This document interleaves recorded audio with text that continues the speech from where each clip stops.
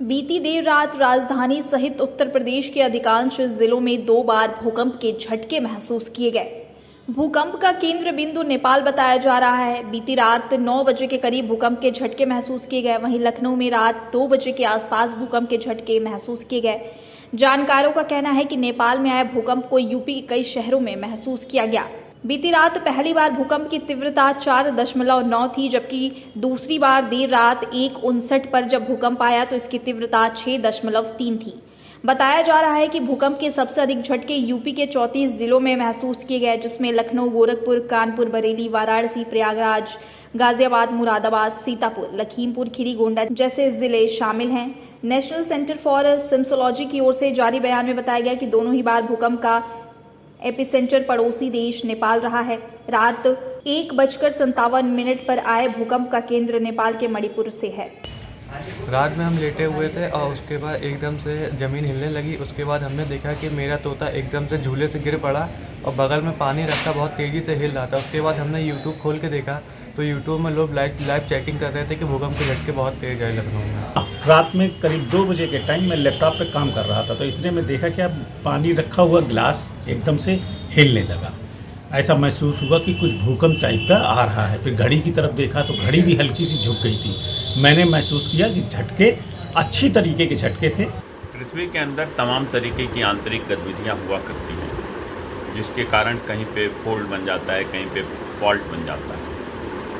अगर हम लखनऊ और इसके आसपास के गंगा के मैदानी क्षेत्रों की बात करें तो लखनऊ जो है वो अर्थक्वेक जोन 3 में आता है, जहाँ पर कि सिर्फ और सिर्फ मध्य स्तरीय भूकंप आने की ही संभावना है। लेकिन अगल बगल जो भूकंप आते हैं, जो क्षेत्र की टेक्टोनिकली एक्टिव हैं, वहाँ पे जो भूकंप आता है तो उसके ट्रीमर्स, उसके झटके लखनऊ और आसपास के क्षेत्रों में भी महसूस किए जाते हैं। अगर यहाँ पे भूकंप आता भी है, जैसा हमने बताया कि अर्थक्वेक जोन 3 में है, तो उसके कारण बहुत नुकसान नहीं होगा, क्योंकि यहाँ पे जो जलोढ़ है, जो मिट्टी है, जिसको एलियम बोलते हैं, वो एक शॉक एब्जॉर्बर की तरह काम करता है और भूकंपीय तरंगों की तीव्रता को कम कर देता है। लेकिन अगर अगल बगल कहीं भूकंप आते हैं तो वो जो वेव्स चलती हैं वो यहाँ पे आते आते उनका भी इंटेंसिफिकेशन जो है, या उनकी भी तीव्रता कहिए या उनकी भी मारक शक्ति कहिए, कम हो जाती है। सर, आज की स्थिति को जो सुबह मॉर्निंग देर रात हुआ और आज उत्तराखंड में भी आया फिर दोबारा। देखिए, एक बार किसी भी जगह पे अगर भूकंप आता है तो उस जगह पे छोटे छोटे बाद में झटके महसूस किए जाते हैं, क्योंकि एक बार जहाँ से एनर्जी रिलीज होनी शुरू हो गई है, पृथ्वी के अंदर की जो ऊर्जा है एकत्रित हुई थी वो रिलीज होनी शुरू हो गई है, तो बहुत समय तक, जैसा हम किसी स्प्रिंग को खींच देते हैं तो बहुत समय तक वो वाइब्रेट करती रहती है।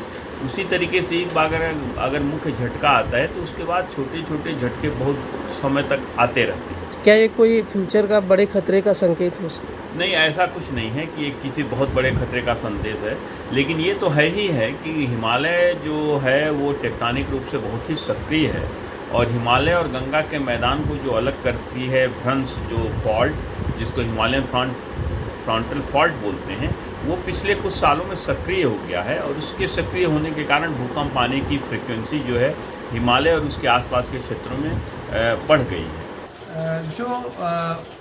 कल रात में लगभग 2 बजे के आसपास लखनऊ में भूकंप के झटके महसूस किए गए और सवेरे जब उसको अखबारों में देखा कि ये एक बृहद स्तर पर उत्तर भारत के विभिन्न क्षेत्रों में इस प्रकार के भूकंप के झटके महसूस किए गए हैं, जिसका कि एपिसेंटर या केंद्र जो था वो नेपाल में भारत नेपाल सीमा के नज़दीक था और पिथौरागढ़ डिस्ट्रिक्ट के ईस्टर्न साइड में था, जिससे कि भारत के ऊपर भी विभिन्न शहरों में, खास करके हिमालयन क्षेत्र में इसका प्रभाव पड़ा है। 2015 में नेपाल में एक बड़ा भयावह लगभग 8.2 रिक्टर पैमाने का अर्थक्वेक आया था, जिसने कि काठमांडू घाटी में बहुत तबाही की थी। कल का जो अर्थक्वेक है वो 6.2 रिक्टर पैमाने पे ऐसा USGS ने बताया है जिसकी की गहराई जो उसका केंद्र या फोकस था वो लगभग 10 किलोमीटर था, और जो 2015 का अर्थक्वेक था वो भी 10 किलोमीटर था। ये जो कम गहराई के अर्थक्वेक के जो केंद्र होते हैं उनसे काफ़ी हद तक नुकसान ज़्यादा होता है, और वो बॉडी वेव्स के रूप में और सरफेस के वेव्स के रूप में विभिन्न स्थानों पर ये अपना प्रभाव डालते हैं। अब क्योंकि लखनऊ और उसके आसपास के क्षेत्रों में ये गंगा के मैदान में ये स्थित है, तो यहाँ पर प्रभाव उतना अधिक नहीं होना है, क्योंकि यहाँ पर जो पृथ्वी के नीचे, ये सरफेस के नीचे बालू भरी हुई है जिसको हम गंगा का मैदान कहते हैं। परंतु दिल्ली आदि क्षेत्र जो कि पहाड़ी क्षेत्र भी है, वहाँ पर दिल्ली रिज है जो कि अरावली रिज का उत्तरी भाग का हिस्सा है, तो वहाँ पर इसका प्रभाव ज़्यादा पड़ने की उम्मीद है।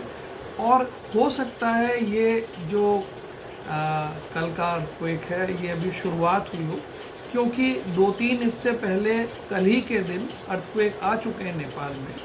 तो अभी थोड़ा सा हम लोगों को सजग रहने की ज़रूरत है।